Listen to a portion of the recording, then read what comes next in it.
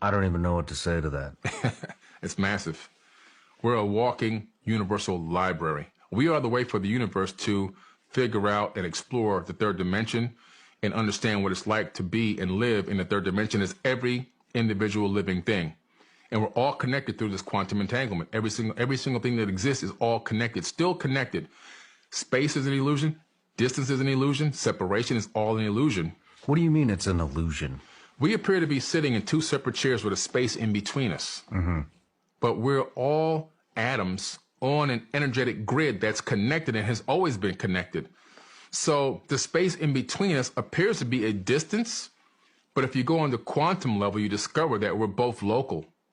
We're still in the same position, which is the original position. This entire universe is made up of a complete holography.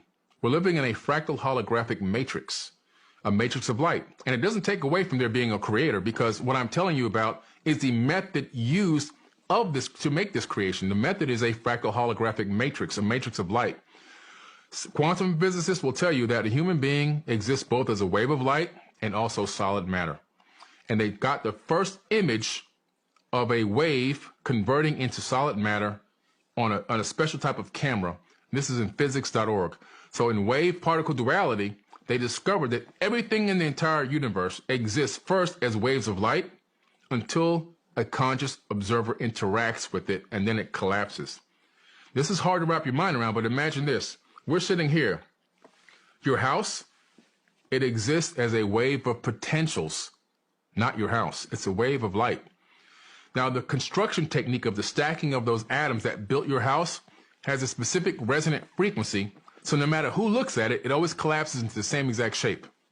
But if nobody's looking, it's just a wave of potentials.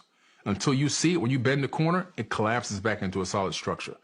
This is now well-known, proven science due to the double slit experiment. If you look that up, you'll find out they took a microscopic box, they put a little gun inside that can shoot individual electrons through slits inside the box to hit the back wall.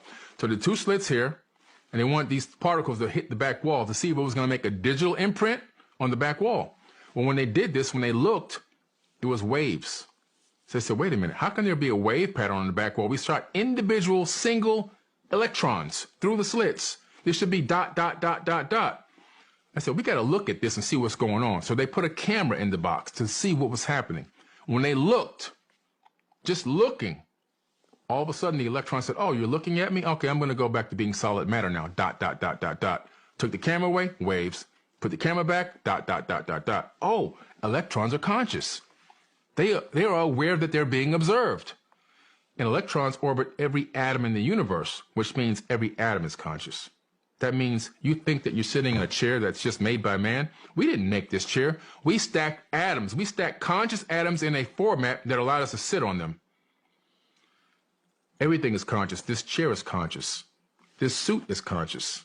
Everything is conscious because they're all made of atoms. And all we are ourselves are a stack of conscious atoms observing ourselves right now. You see? And so it gets really deep, man. I can go deeper and deeper, but it's pretty powerful stuff. Keep going. Keep going. So the benefit of knowing this, imagine teaching your kids that everything that exists is conscious. A rock, a blade of grass, your clothing, even your book bag is aware. It's conscious. Imagine teaching them how to respect conscious things, the level of respect they will have for their personal items, their bike, their clothing, their book bag, their schoolwork. Understanding and knowing that everything that they interact with, everything they touch or see has a level of consciousness imbued into it. Now you're training your kid to be a super conscious person that understands, like, treat everything that exists, no matter whether we think man made it or it's natural, with respect and dignity. That's the depth of understanding that people need to get to. And when we can get to that level of understanding, wow.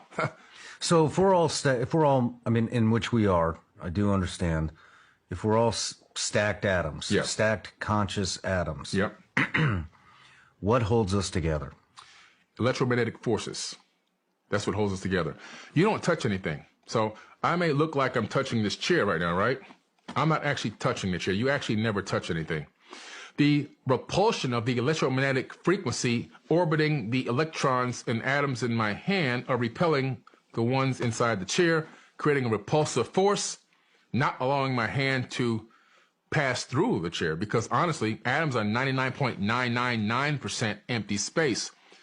And so what that means is atoms are mostly empty. There's nothing there. The only thing we have is these electromagnetic fields that give us the illusion of separation and solidity.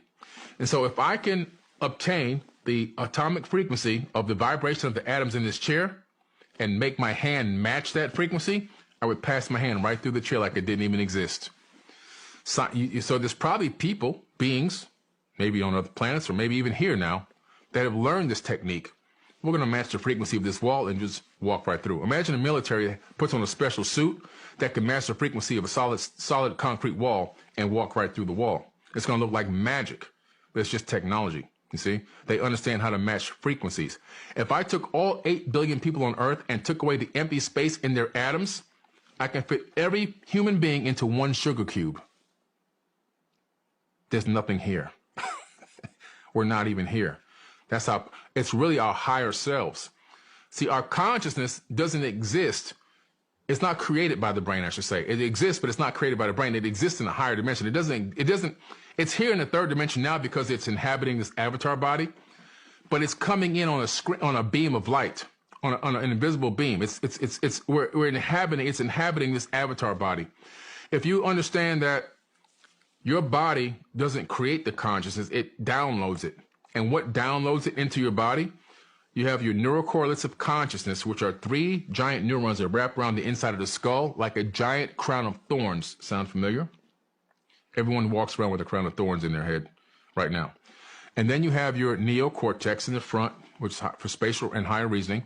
And then you have your magnetite crystals. And so those 3 things together harness and hold in the frequency that is you, that is saying, you know, this is who I am. And it allows you to inhabit temporally, this avatar body until this avatar body gives out and ceases to operate and exist because of entropy, and releases that spirit energy back into the source, where it will then be recycled once again somewhere else.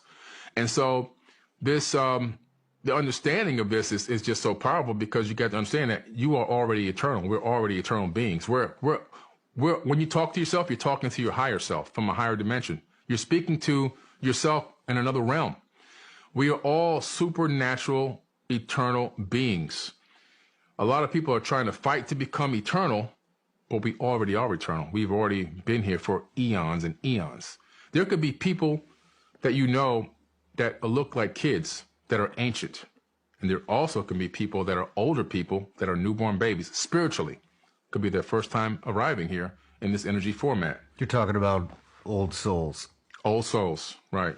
Exactly. Old souls. There could be a kid that could be ancient, could be eons old.